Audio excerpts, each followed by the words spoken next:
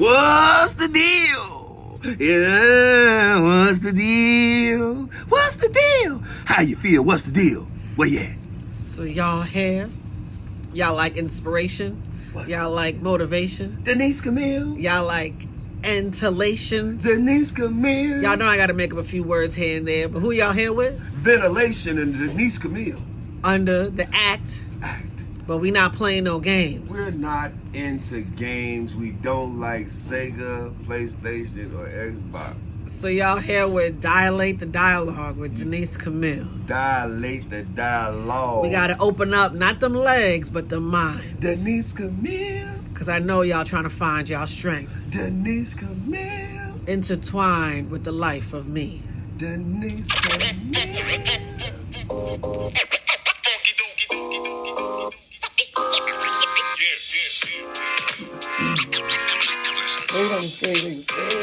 Greetings. How y'all doing? Y'all here with another episode of Dilate to Dialogue with the one and only, the one, the only, the one, the only, the one, the only. I feel like I gotta keep saying it so everybody can hear it. Did y'all hear in the background? The one, the only. Y'all see these wisdom streaks? The one, the only. Dilate to Dialogue, y'all. I am Denise Camille. Let me just, okay. So, how y'all doing? The Urban Love Therapist, Relationship and Self Coach. Here with another episode, right? We got to open up not them legs, but the mind so we can find the truth within ourselves. Grow, evolve, heal, prosper. Excuse me, confirmation, but be at peace with ourselves, right? I was going through the cards because I'm like, I think we've done a good bit of topics. As you know, I can always come with other topics. And first of all, y'all check out my website, Denise-Camille.com. I am a spiritual counselor. I am a couples counselor as well, individuals and children 10 and up, right? I am I am. I bring forth nothing but the truth and the key to life from the experiences that the ancestors have continued to use me as the vessel for, right?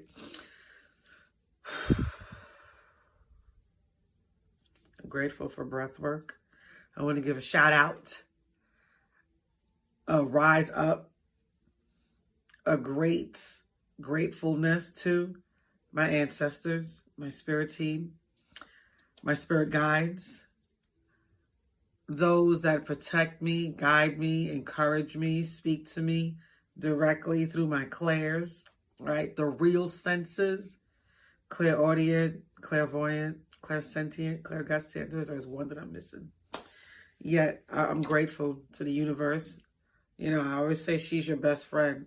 Tell her what you need and she'll make it. She's bent time before for me.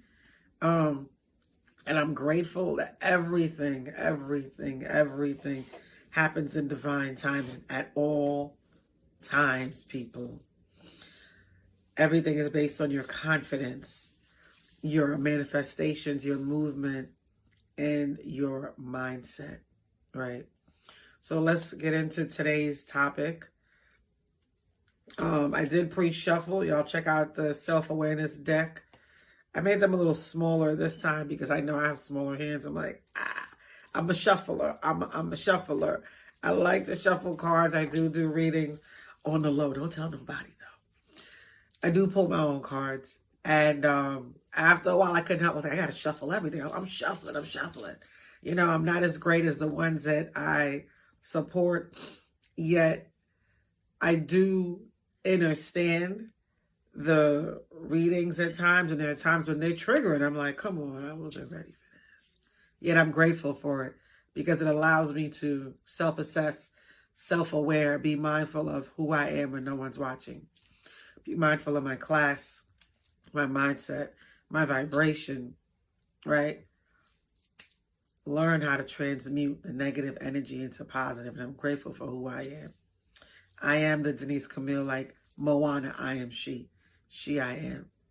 right? So today's topic, oh, don't forget my products. Oh, sorry. Y'all check out my books. I'm a 3-time author. Justice for the Caged Mind. All this can be found on my website. Justice for the Caged Mind. Nurturing the Soul, 10 Quick Step Guide to Connecting Self and Spirituality. That's the ebook. And then I have Urban Life with Love, 5 Languages We Speak. That's on the professional side from counseling, where for those that aren't able to be ready to do the work, the book allows you to do the work in that necessary step where it's just you and the book. You and the book. After every chapter, there are questionnaires to ask yourself in regards to you. You know, you want to be able to identify you. You want to be able to be aware of self within you, right? Check out the hair care line, Denise Camille. It's catered to the men and the children and the women who are ready to do the work. I'm going to say it again. The men, the children, and the women who are willing to do the work. I have a lot of male friends that are barbers. And when I go into the barbershop, I have another podcast called Barbershop Basics, right? I cannot stand, I don't know if it's me or if it's me, men, why do we have dry looking beards? I'm going to need that answered. Why is your beard always looking so dry? Why? How your face looking oily, but your beard looking dry as shit? Like, what the fuck? Why? Excuse me. But just, no, don't excuse me. Why? Why?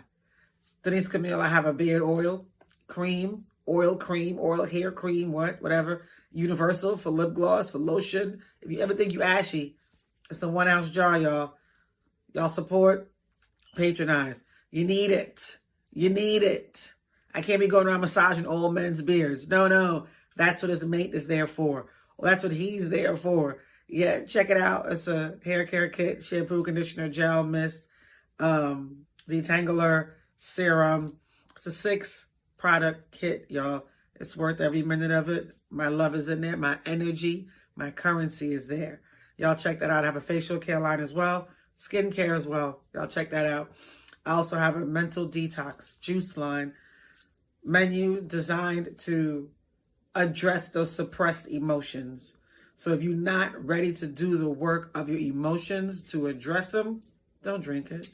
Be responsible. Don't drink it. If you're not ready to assess your mind and where it's going to lead to, don't do it. You know, I wish there could be like a topic like that in regards to drugs. If you know this is what it's going to do to you, here are the side effects first.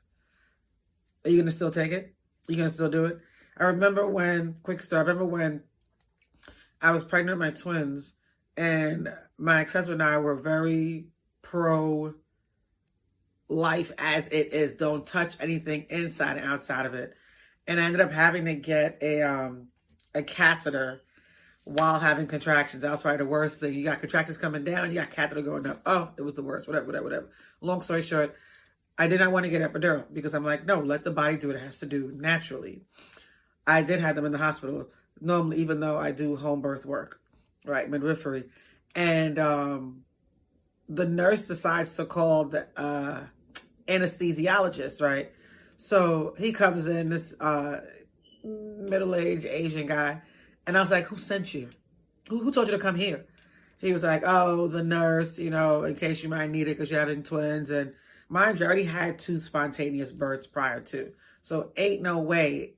I told the doctors every month when I was pregnant with the twins, if you cut me, I'm going to slice your face open like Red Sonja, or I'm going to see your ties, I'm going to cut them. Which one you want, it's your decision. You make that choice for you. Well, you're not going to cut me. So he comes in, oh, well, anesthesiologist, well, can I, they said you need, I was like, I didn't say I need, I didn't call you because I know the minute I called you, you get paid. We ain't doing this. So I don't know who called you. He's like, well, can I at least read you your side effects?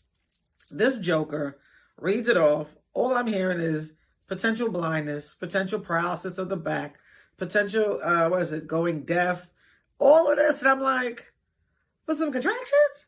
For some children? Yeah, no. What we're not going to do is get that epidural. So stop playing with me. I don't know who sent you, but get out of here, Mr. Miyagi. I'm not playing with you. Yet when I tell you, that was probably one of the many battles I had to fight to stand my ground for something that I believed in, that I know was true.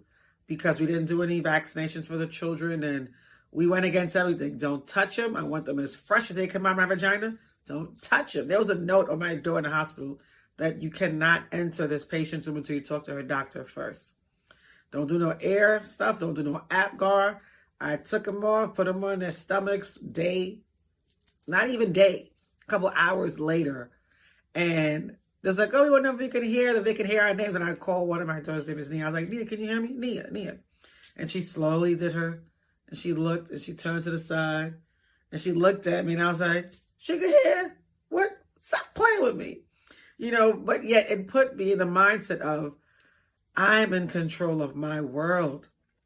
I need you to be in control of your world. We didn't even get to the topic today, y'all. Oh, God. It'll be 10 minutes in. Okay.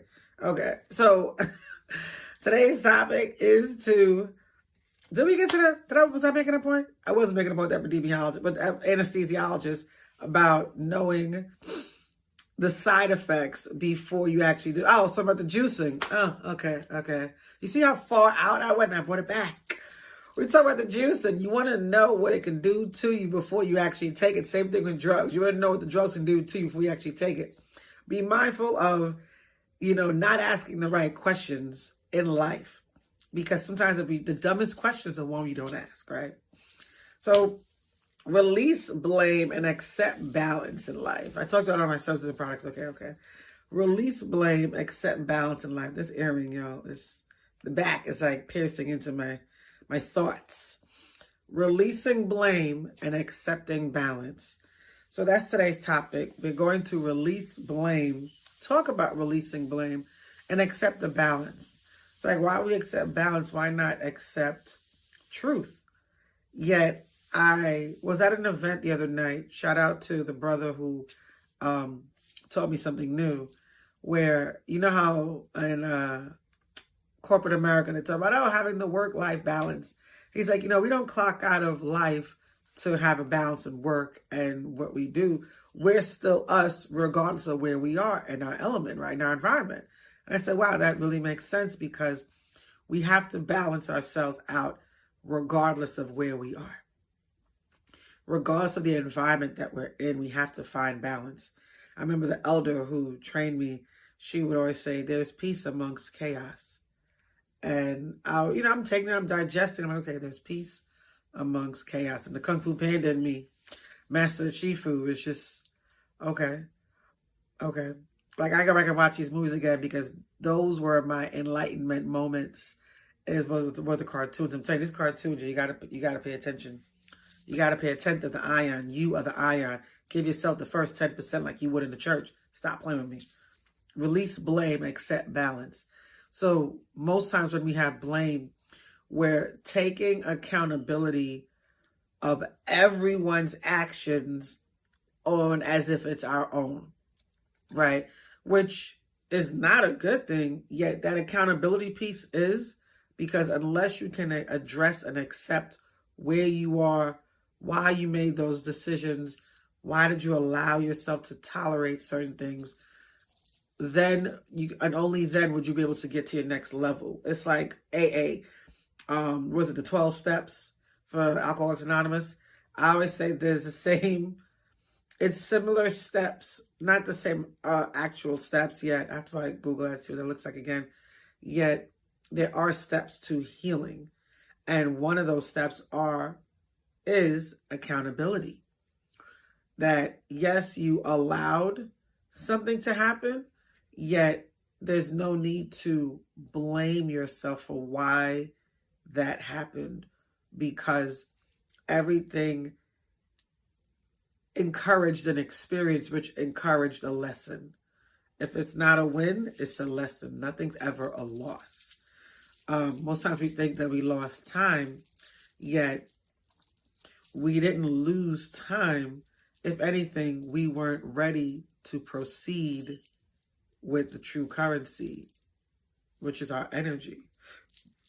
Was that a confirmation? Okay. We are needing to be mindful of what blame looks like. And I'm thinking blame where it comes from, even let's go with molestation. That's a trigger warning. Even let's go with, children being molested from family, there's no need to blame your body type. There's no need to blame your innocence. There's no need to blame your lack of discernment because you're a child. Your intuition is there, yet you're not expecting, or you're not in the mindset or the conceptualization of someone who's closest to you to hurt you, that will hurt you. You're not in that mindset. So for those that are, that hold on to, it's my fault that it happened to me and not to a cousin or my sibling, it's hard. It's not hard. It's challenging to press forward to accept what has happened. It doesn't make you less of a person, yet it helps you ground where you are in your life to know, I have built up higher boundaries. I am more intuitively aware. My discernment is not one to play with. You become stronger based on your past, right? I remember reading somewhere, someone said, a strength is not an asset. It became an asset because you felt like a liability. And that, to me, speaks volumes, because the strong are usually the ones that felt weak. I hope y'all are catching that. The strong are usually the ones that felt weak. So when we release blame and accept balance, of course, that takes time with healing and experiences. We get to a place of having to understand why we move and think and feel the way we do after we've released blame, right? And I usually say spending time with yourself is more than likely your best time to accept balance, because we're not always realizing that because we're interacting with other entities and energies we call friends, family, strangers, going out to, distractions, I like to call them. We are not always taking the time to sit with ourselves. Like, I know even for me, I know one of my two biggest things that I have to get to, and I'm going to get there. Y'all know I'm far from perfect, is meditation, like actually sitting meditation, and yoga. Now, I used to do yoga with the elder, and I think everything I did with her was releasing, like they say. It was just, I don't even know how to describe it. Yet, I give thanks for those experiences that I got a chance to experience, those, people say, carefree moments. Yet it was still learning, right? We learned through play. And playing was almost like playing with the spirit. We would learn something, she would teach, and then here comes spirit to implement through life, play, right? Yet that was accepting that balance. And I always say, the last time I actually saw my spirit guide was at her house. I used to see him at her house. The first time I seen him was at the apartment I lived in the brothel. Didn't know it was a brothel. I was very naive back then, back in college. Tapping into your truth, it's not a one-time thing, right? Yet being able to release the blame of your hurt, and most times when we're hurt or when we're traumatized, it's how we conceptualize it in our minds for it to be more, for it to be a different avenue of, what's the word I'm looking for? I don't know, my brain is just like, what? for it to be more than what it is. Because even sometimes we're holding on to the past while being in the present, so that way we make sure that we're not redoing the pattern again. Because everything is through our behavior patterns, it's cyclical, right? So in order for it to stop, we have to be mindful of the experiences and pay attention to the patterns so that we're not choosing and making the same mistake again. So we have to go through the process through healing of releasing blame, saying that it was my fault, that I allowed this to happen. And, you know, even though intuition was there, no, we did not listen. Learning to forgive yourself. That's what I'm getting for. Give thanks, Spirit. Learning to forgive yourself in releasing the blame. That's where that comes from. Forgiveness is not an easy thing. Even though there is that phrase, Ho'oponopono, I'm sorry, I thank you. These are things we're saying to ourselves. These 4 things. I'm sorry, I thank you, I love you, and I forgive you. And I forgive you is always the most challenging thing to say to yourself and to your inner child as well, because to us in the physical, it's like, man, so much time has passed, and all I just did was kept adding layers on top of layers on top of layers of more damaging things that hurt ourselves. I have not ever cut myself intentionally, yet the cutting usually comes out of guilt and blame and shame, right? Yet finding ways to accept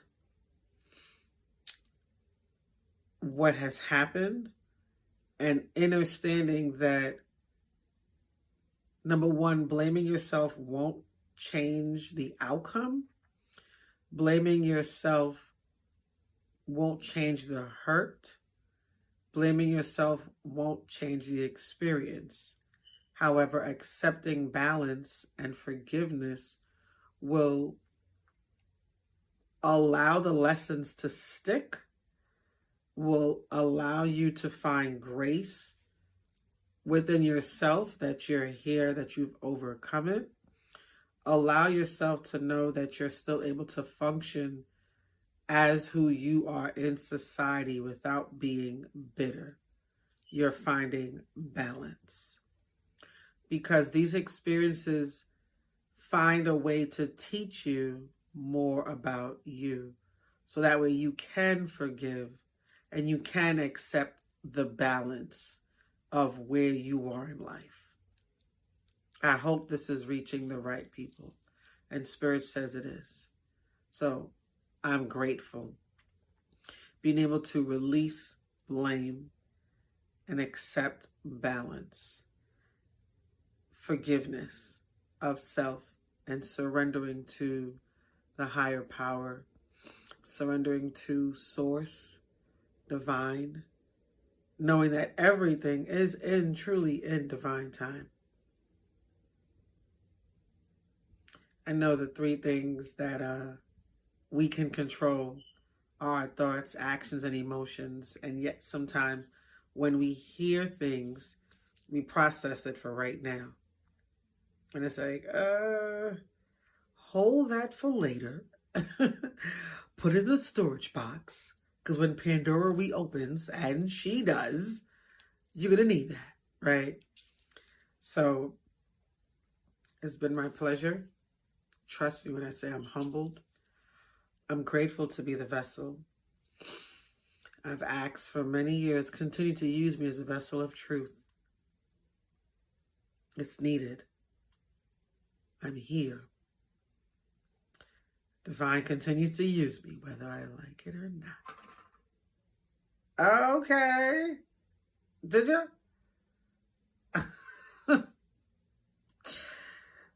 Y'all know one of my favorite movies is Ghost, right? And Whoopi Goldberg, Patrick Swayze, and Demi Moore.